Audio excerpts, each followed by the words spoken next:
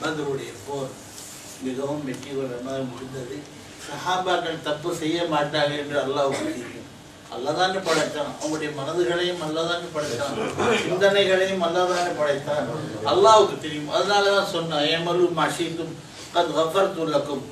ஒரு ஹதீஸ்ல வந்து ஏமலு மாஷீதும் கத் வஜபத் லக்குமுல் ஜன்னah, உங்களுக்கு ஜன்னத் வாஜிபாயிடுச்சு, என்ன வேணாலும் செய்யுங்க. என்ன செஞ்சிருவாங்க சஹாபாக்கள்? என்ன செய்வாங்க? சுப்ஹானல்லாஹ்.